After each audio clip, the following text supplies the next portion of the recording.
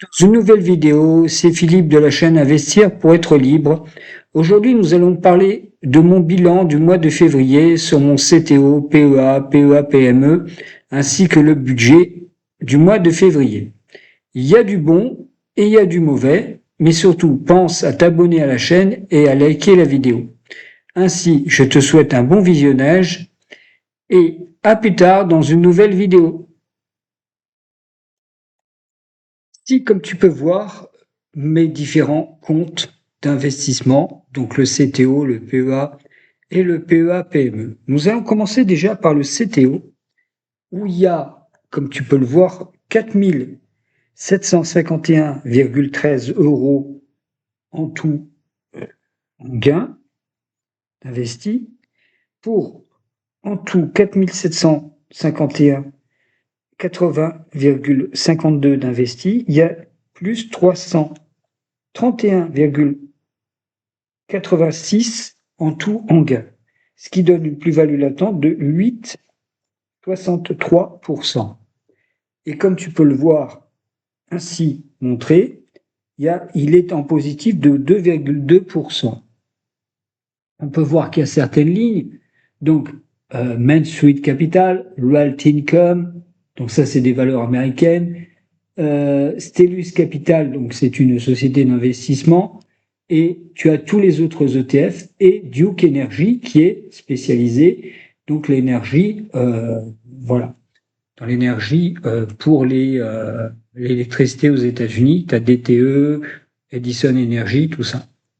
Ainsi, donc toutes ces valeurs me permettent d'avoir, si tu veux, un dividende assez conséquent depuis le début. Et ça, on va le voir dans la structure de la société. Donc ainsi, tu peux voir que sur la progression, sur un an, ça a fait ceci. Et sur un mois, voilà, donc le compte a baissé. Mais on voit que sur un an, en fait, c'est intéressant, c'est de voir que le compte, lui, a monté sur un an. Voilà, donc ça, c'est le plus important. Ensuite, dans les mouvements, alors ça, on peut voir, alors là, oui, on est en février, donc on va se mettre en février. Donc là, dans les février, tu as eu donc des achats, des ventes, et tu as eu beaucoup de coupons, en fait, hein. Donc j'ai racheté du Duke Energy, c'est la valeur Duke Energy. J'ai reçu le dividende de Main Street Capital, bien sûr, Realty Income et de Stellus Capital et Realty Income une deuxième fois. Voilà, donc ça, je l'ai reçu en 2 fois ce mois-ci, au mois de février. Comme tu peux voir, ces dividendes sont quand même assez conséquents et me permettent d'avoir quelque chose d'assez intéressant. Ensuite, nous allons voir maintenant sur le PEA-PME. Donc ça, il y a une grosse chute sur le PEA-PME qui est valorisé aujourd'hui à 1370,49. Et tu vois que là-dessus, donc il reste encore 1,70 € et il est en plus-value latente de 5,21% depuis qu'il est construit depuis le mois d'août de l'année dernière. Et en fait, je suis en négatif alors, je suis toujours en positif de 10,59%, mais depuis le mois dernier, j'ai perdu quand même 35%. Donc, il est composé donc de Coface, très important, Coface. Ensuite, de Katana Group, là ils vont verser des dividendes, Esso, ABC Arbitrage, oui, j'ai racheté du ABC Arbitrage, du Métropole TV. Alors comme je vous disais, pourquoi j'ai acheté du Métropole TV? Car je pense que Hanouna va aller sur M6, ça c'est clair, ça a été annoncé. Et du Nexity, bon, qui a chuté, mais Nexity, moi, travaillant avec eux, je n'ai pas de souci à me faire. Donc, qu'est-ce qui s'est passé en ordre? Bon, on va voir dans les mouvements. Il n'y a pas eu de gros mouvements dans la performance. Bon, ça n'a pas fait grand-chose, c'est remonté, puis après, tu vois, c'est redescendu. Et dans les mouvements, en fait, bon, on va voir que c'est pas extraordinaire. On voit que j'ai vendu du stiff. Alors pourquoi j'ai vendu du stiff? Parce que j'y croyais plus. J'ai racheté du Nexity, j'ai racheté du Katana Group, du Nexity, j'ai vendu du stiff, j'ai racheté du Coface et du ABC Arbitrage. Voilà. Donc ça, c'est vraiment les actions que j'ai mis dans le PEA-PME. Maintenant, on va aller voir sur le CTO, le PEA, exactement, ce qui s'est passé sur le PEA. Et sur mon PEA, donc, en tout, il y a 41 680,32 euros. Il reste 1,50 € de dividende. Et bien sûr, il est valorisé à plus de 5 604,43 € de plus-value latente. Donc, ça fait 5,54% pour 32 513 € d'investis. On voit que depuis le début de l'année, il augmente de 13,80%. Et tu peux voir que la performance de celui-ci sur un an, bon, on voit qu'il y a une baisse, et puis tu vois là, boum, boum, là c'est remonté depuis le début du mois de janvier, c'est en train de repartir, et on voit que les dividendes sont en train d'arriver. Ensuite, dans les mouvements, donc au mois de février, on va voir ce qui a été acheté. Donc au mois de février, j'ai racheté, donc j'ai versé de l'argent, j'ai versé du Total Energy, j'ai reçu le coupon d'Excel Industries, j'ai reçu le coupon de Richebourg, j'ai vendu de la Mundi BX4, j'ai racheté du Publicis Group, du groupe LDLC, je l'ai vendu, là j'ai soldé, et j'ai soldé bien sûr mes comptes Amundi BX4, il ne reste plus que 4.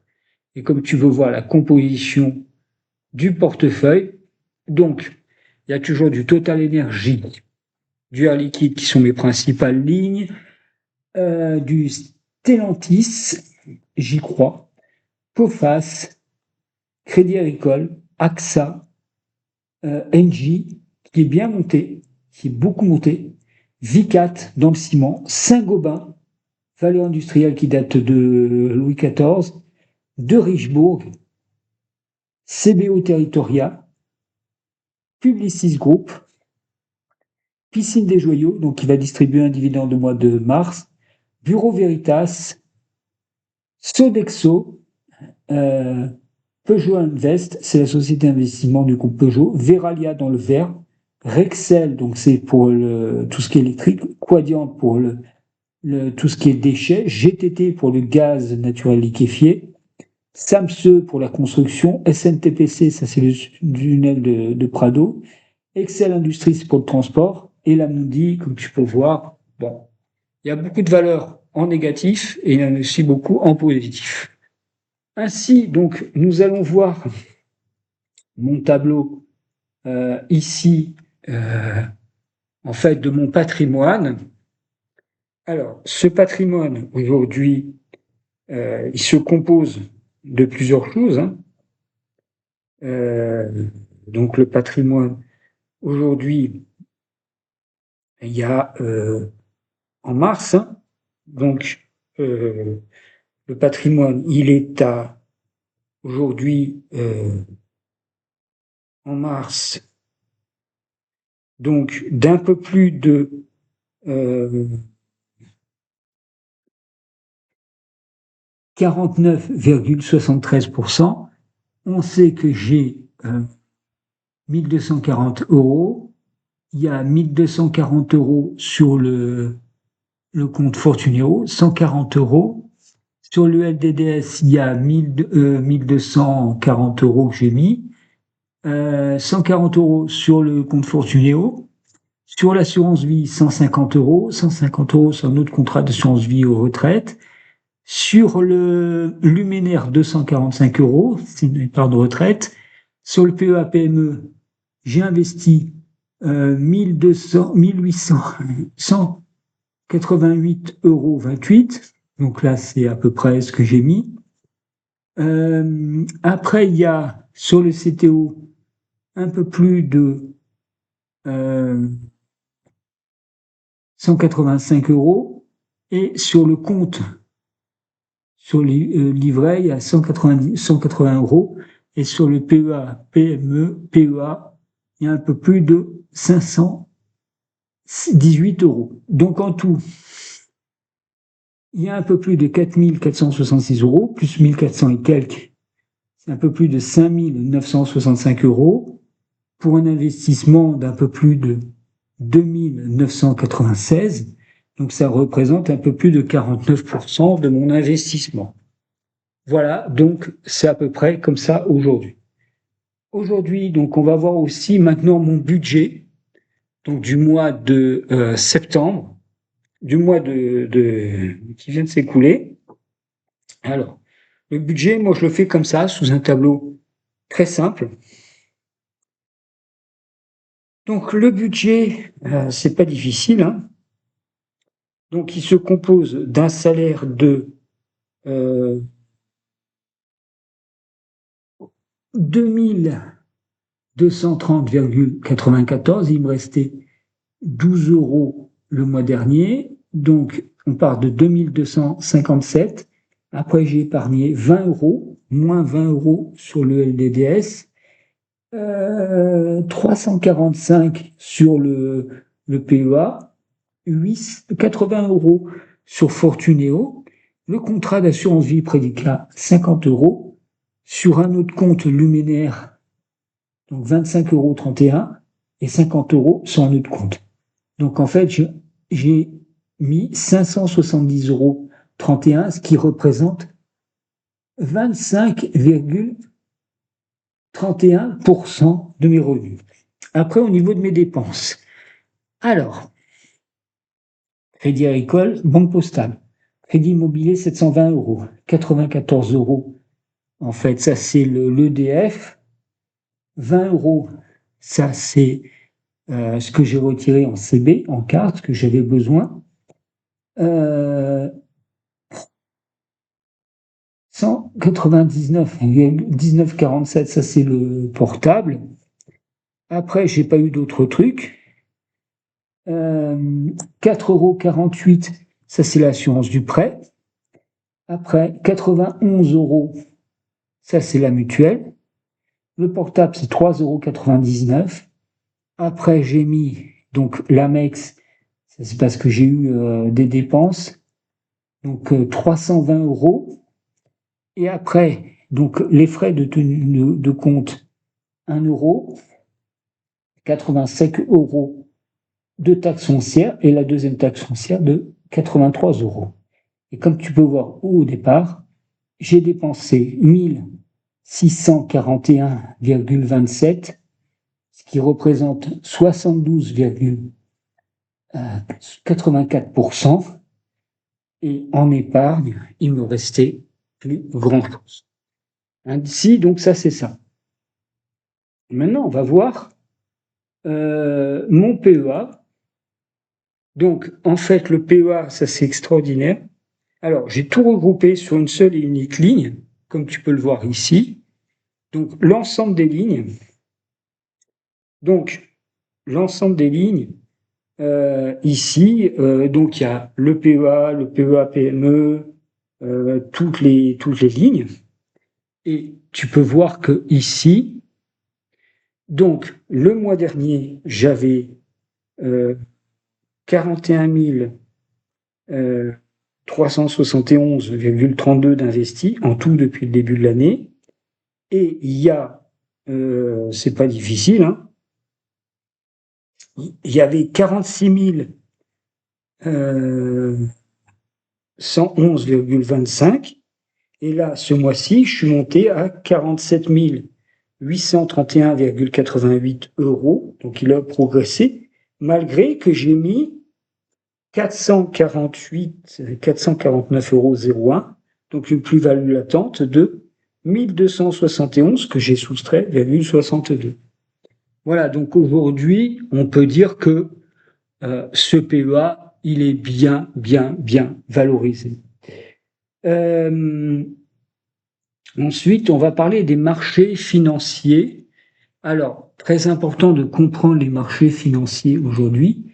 Donc, on va aller sur Google Finance. Et c'est important de connaître Google Finance et de voir exactement ce qui s'est passé. Alors, on va aller sur Google Finance et on va comprendre un petit peu les marchés.